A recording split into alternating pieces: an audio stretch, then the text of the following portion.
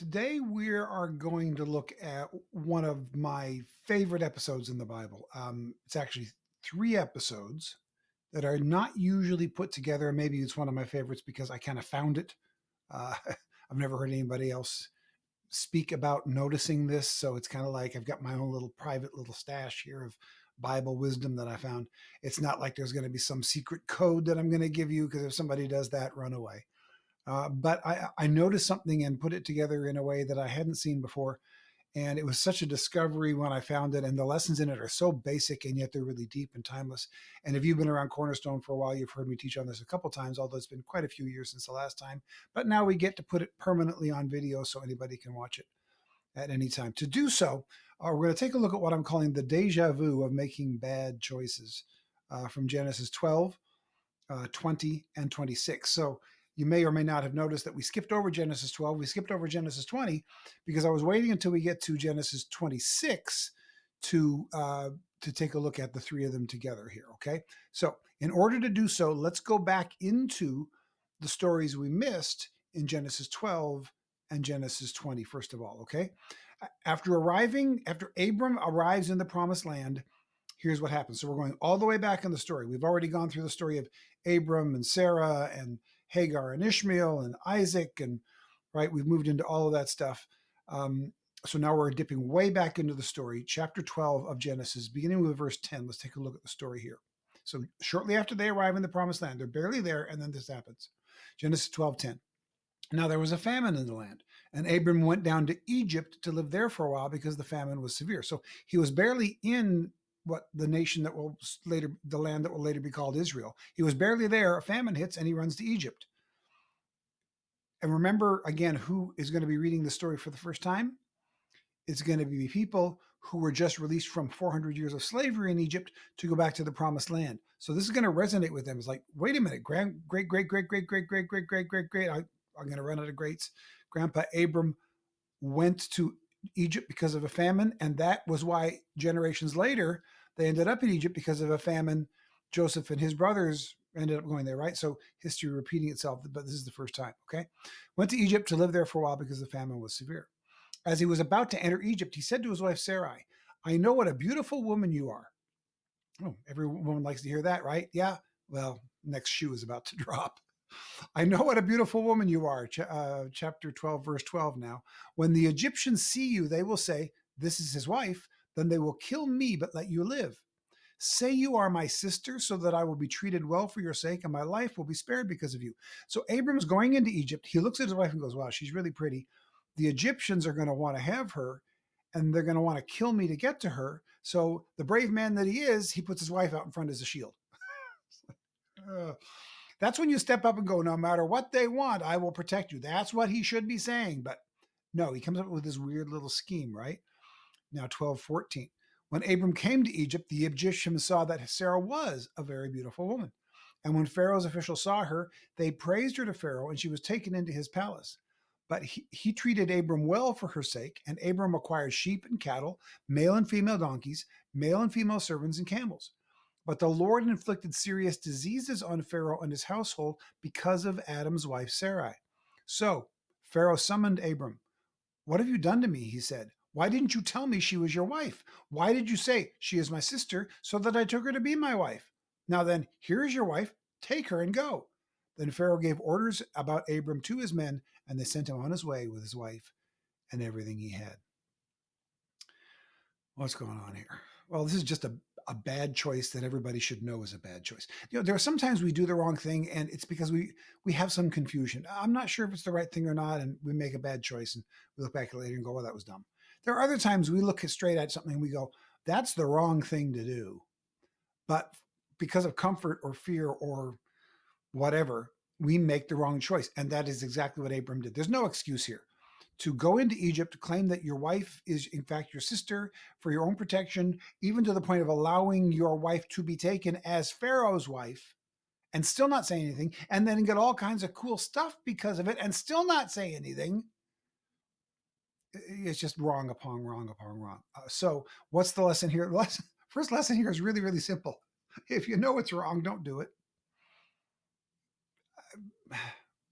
You're right. It's so basic. It almost feels silly to say it, and yet, how often do we really need to hear it? When you know something is wrong, don't do it. We saw this last week, right? It's not that they didn't know what to do; it's that they didn't do what they knew, and we do that all the time. Sometimes, again, like we're not sure, but most of the time, we just know. In fact, here's the deal. I've often said this, especially when I work with guys in recovery out of teen challenge, coming out of gangs and drugs and everything else, and they're really trying to make their lives straight again. And they're constantly being pulled back into temptation. And it's a harder thing than I've ever had to experience. So I can't even imagine what they're dealing with. But I try to simplify it as best I can. And I tell them this: what if I were to give you the gray area? If it's a gray area and you really don't know if it's right or wrong because you haven't learned it yet and you make a mistake, I'm going to give you a pass on that. All I'm going to ask for you to do is when you know for sure something is wrong, don't do it. Can you imagine how the world would change overnight for the better if everybody on earth made that simple pledge? We'll give you the gray areas. If you're really not sure and you do the wrong thing because you weren't sure, we'll give you a pass on that. But if you promise and you actually follow up on, if I know something is wrong, I won't do it. The world would change overnight from that simple rule. The problem with the world isn't that people don't know what to do. That happens occasionally, but that's not the big problem. The big problem is we know what not to do and we do it anyway. So that's what Abram does here. And the lesson for us is really simple. If you know it's wrong, don't do it. So the story now continues. That was chapter 12. Jumping now to chapter 20. Many years later, we read this, chapter 20, verse 1. Now, Abram moved on from there, not Egypt. He's been long back in the promised land. So they're talking about moves within the promised land. Now, Abram moved on from there to the region of the Negev and lived between Kadesh and Shur. For a while, he stayed in Gerar, and there Abraham said of his wife Sarah, so it's a long time later, they now have their new names. Abraham said of his wife Sarah, she is my sister. Then Abimelech, king of Gerar, sent for Sarah and took her. Like, wait a minute, didn't we just read this? Here's how this actually came to me for the first time. I was reading through my Bible in a year, and I was doing my daily Bible reading. And the way I was doing the Bible reading that year, the story we just read fell on one day. And then I picked up the Bible for the next day, and the first part of my Bible reading for the next day was this story. And I remember I read it and went, oh, I must have skipped back. I must have put my bookmark in the wrong spot because I just read that story last time. And so I looked around for it and went back and went, oh no, he did this again. It's so weird. So let's continue. This is chapter 12 before, chapter 20 now. Same person, but he's gone from Abram to Abraham, and it's a different place. It's not in Egypt anymore. It's a region on the shore, on the edge of the promised land.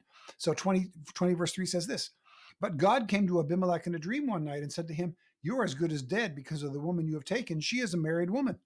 Now Abimelech had not gone near her. So he said, Lord, will you destroy an innocent nation? Did he not say to me, she is my sister? And didn't she also say, he is my brother? I have done this with a clear conscience and clean hands. And God said to him in a dream, yes, I know you did this with a clear conscience, and so I've kept you from sinning against me. That is why I did not let you touch her. Now return this man's wife, for he is a prophet, and he will pray for you and you will live. So much of this is confusing, right? Abraham does the wrong thing again. Sarah agrees with it. Right? The king says, "Hey, she even said yes." Like, so she's a willing participant. And then in returning him to this person who did this horrible thing, by the way, he's a prophet and he'll pray for you. It's, so many questions that don't have really solid answers. Okay, verse 8 of chapter 20 now. Early the next morning, so like as soon as he possibly could, Abimelech summoned all his officials, and when he told them what had happened, they were very much afraid. Right? Because they were like, oh, we're in trouble now, right? Then Abimelech called Abraham in and said, what have you done to us? How have I wronged you that you have brought such great guilt upon me and my kingdom? You have done things to me that should never be done. Isn't it interesting that the man of God did the wrong thing, and the person who was a pagan, who did not have a relationship with God, knew it? It's like, everybody knows you don't do this, right? At times, the world calls us on our stuff, and they're right to do so, and that's what happened here. Okay. Verse 10 of chapter 20. Then Abimelech asked Abraham, what was your reason for doing this? Like, why would you? A great question. And Abraham replied, I said to myself, there is surely no fear of God in this place, and they will kill me because of my wife. Besides, she really is my sister, the daughter of my father, though not of my mother, and she became my wife. Like, oh. So I'm doing the wrong thing because I'm convinced you'll do the wrong thing. So I'm going to do the wrong thing before you do the wrong thing. That's what he's saying. And then he offers this excuse. She actually is my sister, technically. Oh my goodness, it just keeps getting weirder and more bizarre and deeper down into this ridiculous hole, right? Verse 13. And when God had me wander from my father's household, I said to her, this is how you can show your love to me. Everywhere we go, say of me, he is my brother. So they did it twice, but they may have done it other places because it wasn't like they came up with it twice. It was like a standing rule, right? It's bizarre. Verse 14, then Abimelech brought sheep and cattle and male and female slaves and gave them to Abimelech, and he returned Sarah, his wife, to him. And Abimelech said, my land is before you. Live wherever you like. To Sarah, he said, I am giving your brother 1,000 shekels of silver. Notice he calls him his brother, right? It's like, you're going to do the brother thing. Okay, I guess I'll play it out here. It's just so bizarre, right? This is to cover the offense against you before all who are with you. You are completely vindicated. Then Abraham prayed to God, and God healed Abimelech, his wife, and his female slaves so they could have children again. For the Lord had kept all of the women in Abimelech's household from conceiving because of Abraham's wife, Sarah. This is so confusing on so many levels, right? How did Abraham justify this? How did Sarah justify this? How does all this play out? And they justified it the way we all do. We come up with a technicality. We find a little loophole, but it's not if I do this, right? And technically, she is my half sister. Well, if the first lesson is if you know what's wrong, don't do it. The second lesson out of this is if you know what's wrong, don't do it again. I mean, but we do this all the time. We don't learn from our mistakes. We repeat them. And as we've seen in here already, he didn't just repeat it again. He probably repeated it on multiple occasions that we don't read about because he said this is their standard practice. And look at Sarah. Do you think a husband could have pulled this off even the first time if a strong wife had stood up and said, oh, no, you don't? I mean, come on, ladies, right? Is there any way a guy gets away with this without your cooperation? No. So there's blame on both their parts. I will give higher blame to Abraham because it was his scheme, but it's like Adam and Eve in the garden, only reversed, right? Eve does it first and hands it off to Adam, and he says, okay, and they both are equally guilty of the sin. This time it's the man who comes up with the idea first and the wife who goes along. They're still equally guilty of the sin, even if, maybe a higher degree of responsibility, because if he hadn't come up with the scheme, Sarah wouldn't have gone along, but she is not faultless in this. She is to blame as well. If you know what's wrong, don't do it again. So here's Sarah, and maybe she, maybe in their conversation, she had an excuse. Well, he's my husband, and I'm supposed to be an obedient wife, and I'm supposed to follow his lead, and maybe all that stuff is going on.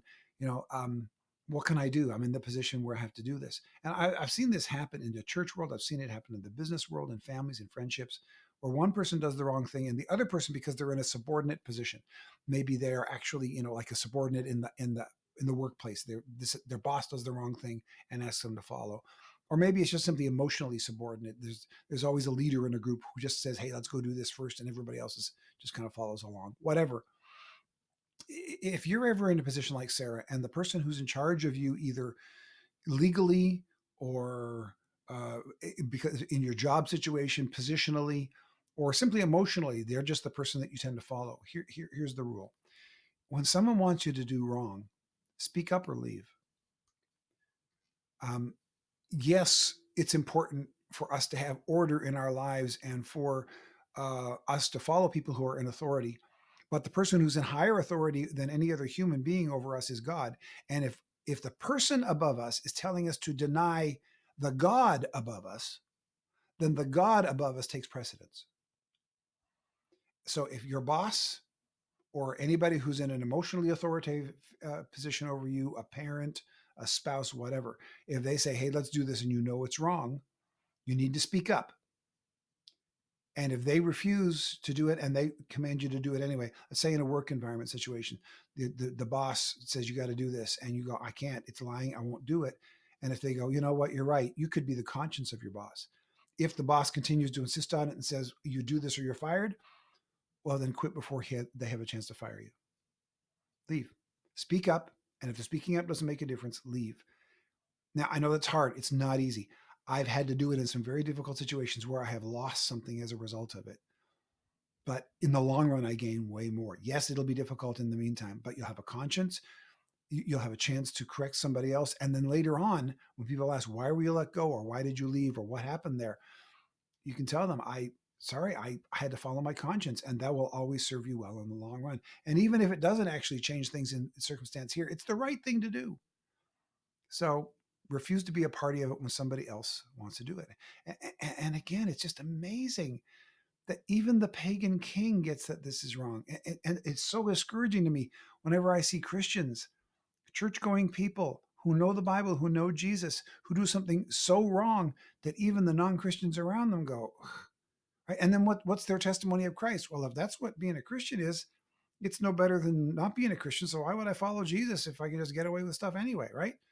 It just destroys our testimony. So if you know something's wrong, don't do it again. And if somebody pushes you to do something wrong, speak up against it. Maybe you'll change them. And if you don't, then you have to figure a way to leave. But you never do the wrong thing, no matter who tells you to do it, because God's authority is higher. Then we get to chapter 26. All right. Chapter 26, verse 1 goes like this.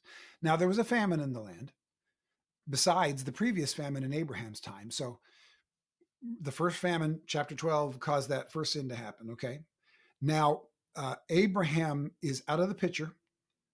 He's gone. We are now in Isaac's life, as we've been the last chapter or two, right? So now there was a famine in the land besides the previous famine in Abraham's time. So we're talking about a different famine. And Isaac went to Abimelech, king of the Philistines in Gerar, same name of the same king. This is actually Abraham's son and the previous king Abimelech's son, Abimelech. So father and king, so Abraham and King Abimelech the first had this episode. And now Abraham's son and Abimelech's son are together. And what happens here? Verse 2, the Lord appeared to Isaac and said, do not go down to Egypt. Live in the land where I tell you to live. Stay in this land for a while, and I will be with you, and I will bless you. For to you and your descendants I will give all these lands, and will confirm the oath I swore to your father Abraham. I will make your descendants as numerous as the stars in the sky, and will give them all these lands, and through your offspring all the nations of the earth will be blessed, because Abraham obeyed me and did everything I required of him, keeping my commands, my decrees, and my instructions. Abraham did everything well, and the things that he didn't do, he repented of. So, right, that's one of the wonderful things about faith in the God who exists, is that he gives us second chances, right? Verse 6. So Isaac stayed in Gerar, in this place where the son of the previous Abimelech is now the new king Abimelech. So Isaac stayed in Gerar. So I'm not going to go to Egypt. Bad things happened last time Dad went to Egypt during a famine. I don't want to repeat that. I'm going to stay in Gerar. When the men of that place asked him about his wife, he said, she is my sister. Yeah, I know it's in your Bible too. This is what literally happened to me. First day, I read that first story. Second day, I read it, went, oh, I must have. And I went back and went, oh, he did it twice. Next day, I get up, I read this story. And I go, okay, come on, I must have really messed it up. And I look back and go, oh, it actually happened 3 times before. I never saw it before. It happened 3 times, twice by Abraham and once by his son, Isaac. So let's read it again. Verse 7 of chapter 26. When the men of that place asked him about his wife, he said, she is my sister, because he was afraid to say, she is my wife. He thought the men of this place might kill me on account of Rebekah, because she is beautiful. I mean, talk about history repeating itself. It's insane. It's like almost the same wording. You just changed the names. Verse 8, when Isaac had been there a long time, Abimelech, king of the Philistines, looked down from a window and saw Isaac caressing his wife Rebekah. So Abimelech summoned Isaac and said, she really is your wife. Why did you say she is my sister? Isaac answered him, because I thought I might lose my life on account of her. Basically, I'm a coward. Now, in this situation, nobody took her like in the previous one. The previous Abimelech took her into his household, and the Pharaoh of Egypt took her as his wife. This hadn't happened at that time, so they're still together, but they've still told the same lie. Okay, verse 10. Then Abimelech said, "What is this you have done? One of the men might well have slept with your wife, and you would have brought guilt upon us." Oh yeah, right. Okay, so slept with, what they mean there is obviously rape. What if one of our men had raped your wife, and then we found out it was your wife? It would have been horrible. Like, it wouldn't have been horrible if she wasn't anybody's wife. right? So he's correct in recognizing that this is an evil environment where rape is okay as long as it's not somebody's wife. But he's wrong in the way he's approaching this, right? It's so much of this is so weird. You can tell why I like this story. It's so bizarre and so interesting, isn't it? Verse 11. So Abimelech gave orders to all the people, anyone who harms this man or his wife shall surely be put to death. So, wow.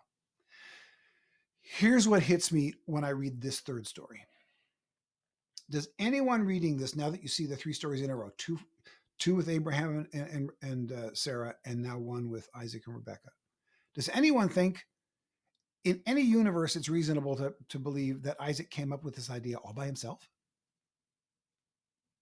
No way. He'd heard about this.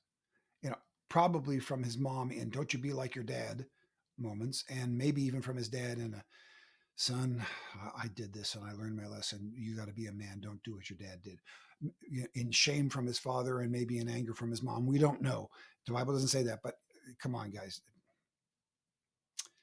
Somebody did this. This is why I call it the deja vu of making bad choices, right? Because these are bad choices. But as I read it through, it was like deja vu the second and third time. It was like I thought I was reading the same thing again. It's so bizarre. And isn't it strange that of all the great things Abraham did and all the great things that Abraham probably taught him, this is the one that Isaac picked up and repeated. So, first lesson, if you know what's wrong, don't do it. Secondly, if you know what's wrong, don't do it again. And then thirdly, from this one, learn from the mistakes of others.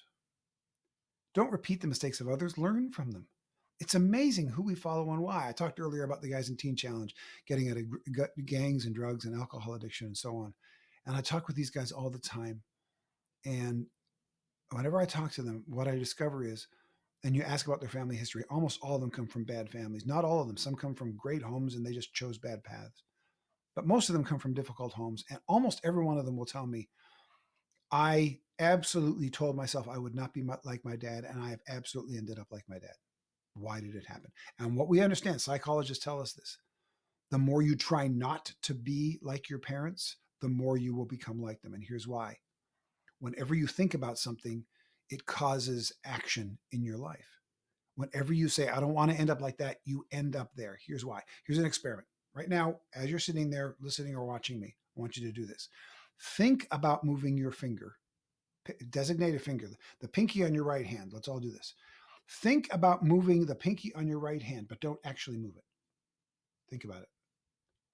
If your pinky had been hooked up to electrical wiring, they would have discovered, because they've done these experiments, even if you determine not to move your finger, if you think about moving it, your muscles in that finger start to move it. It moves, maybe not enough for us to visually see, but enough to be measured. Because our brain is what tells our finger to move. So when we think about moving it, the action begins even if we're thinking about moving it while deciding not to move it. So if I'm thinking about not becoming like a bad parent, even if I'm determining not to become like them, when I think about it, I start moving. My actions start moving in that direction in subtle ways. So that's what happens. So that's why the Bible never tells us to think about avoiding temptation. The Bible tells us don't think about the temptation and avoiding it. Think about something other than the temptation.